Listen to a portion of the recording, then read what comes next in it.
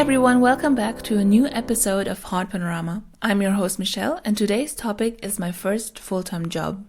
Please remember that any mentions of brands, products, or services in this podcast are only included for discussion purposes and are not paid or sponsored in any way.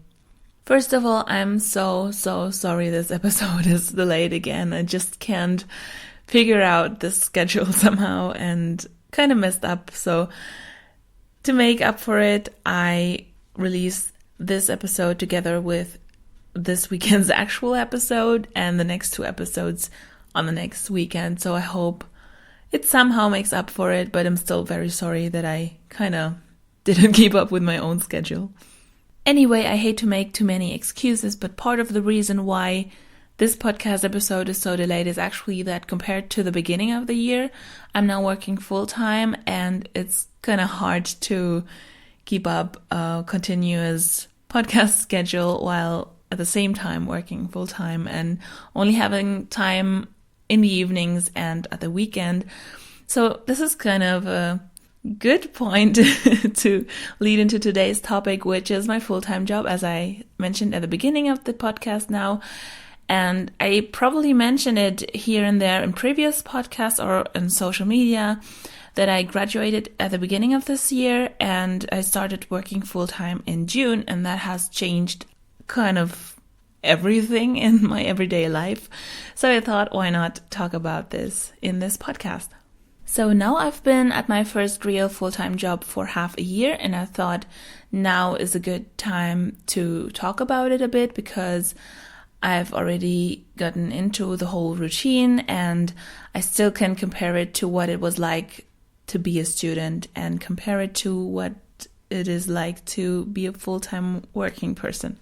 I am not going to talk about the actual job in detail, but what it was like for me to go from being a student to working full-time. But if you're interested in my actual job as a TV sales assistant, or maybe in tips for the application process beforehand, feel free to comment below and maybe I will consider doing another podcast on this. And now, before I keep rambling too much, let's get to it. First, I'd like to talk about my expectations before I started the job. And actually, I did several full-time internships before, and I also had 2 part-time student jobs in the past 6 years. So I was working besides studying for up to 20 hours a week. So that's sort of half of the amount that I work now. And I figured I was already well prepared actually, and didn't think it would be that big of a change at first. And I thought the main difference would actually just be that I was gonna have more responsibilities at work than in my previous job, since I'm not a student anymore and people could trust me with more serious tasks or more important tasks. So I thought that was gonna be the main difference compared to a student job or an internship. And actually, yes, I have more responsibilities now and I have to decide more on my own, but also at the beginning I was still guided by one of my colleagues who basically showed me the ropes at first and explained to me what it was like or what tasks I have and what to do in this and that case. So I wasn't left completely alone. And I think that was actually the thing I was most scared of, because having to know everything at once isn't really possible at the beginning. And I thought I'd have to do the job immediately, that people would expect that. But come to think of it, logically, that wouldn't really make sense, because I don't think it would be possible for anyone in a new job to immediately know how to do the job. And even if they worked at another company, it doesn't mean that the company they start at now does the same in certain situations or does handle certain tasks in the same way. So even if you were at a job for like 6 or 7 years and you change companies, it doesn't mean that you immediately know what to do. So I'm really glad that someone taught me what were the tasks and what routines there were in the department and so on. So I wasn't thrown into the cold water immediately. Do you actually have that saying in English? I'm not sure at the moment, because in German you say that someone is thrown into the cold water if they have to do something immediately and they didn't get any explanation how to do it and so on. So I'm not sure if I use that saying in English correctly because I'm just using the German saying. So anyway, I'm glad I'm a fast learner, and after 2 to 3 months, I knew all the routines in the department and I knew the most needed tasks. So when my colleague went on holiday for 3 weeks, I first freaked out a bit because I thought now there is no one to ask anything, because if I didn't know how to handle something, then I would have to know how to. And actually, I could test my skills by then and see if my colleague explained everything to me correctly. And everything worked out fine, in fact, because even though there were some situations where I wondered how to deal with this, there were still people that I could ask. And whenever I didn't know what to do, I still could fall back on the other colleagues. It didn't depend on that one person who explained to me in the beginning how to work, but the whole department helped out. So it still happens, even though you know how to deal with most things. I think that also helped me be more independent, because at the beginning I was always checking back with my colleague and asking if that was correct, what I'm doing, and being really afraid of actually deciding things on my own, because I was afraid of really hard consequences or really stupid mistakes. But I learned to trust myself a bit more and trust that my judgment was correct and I didn't do any huge mistakes. And then whenever I didn't know what to do, I still asked people. And sometimes it turned out they didn't know either, so it wasn't that big of a deal. So now 6 months of trial work are over, and I get along with my colleagues very well, and I've also grown used to my new weekly schedule, as in going to work every day of the week and only having the weekend off.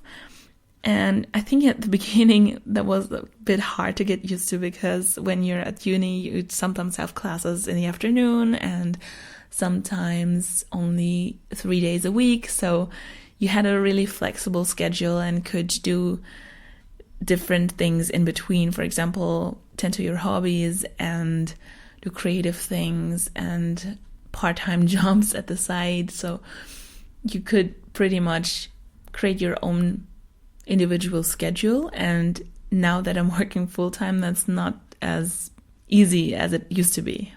And that's actually the one thing, or the huge thing, that I kind of miss, because in general now I don't have as much energy as I used to, because I'm really working 8 to 9 hours a day, and also my motivation has gone down a bit because, well, you've worked the whole day, and when you come home in the evening, you really want to relax and just chill.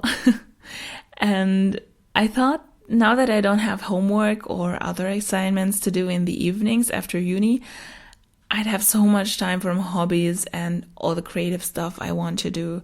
But really, most of the time I come home and I just want to lie down or read or watch my series or anything, but be productive. I just want to do nothing or just do entertaining stuff to kind of balance all the work that I've done throughout the day.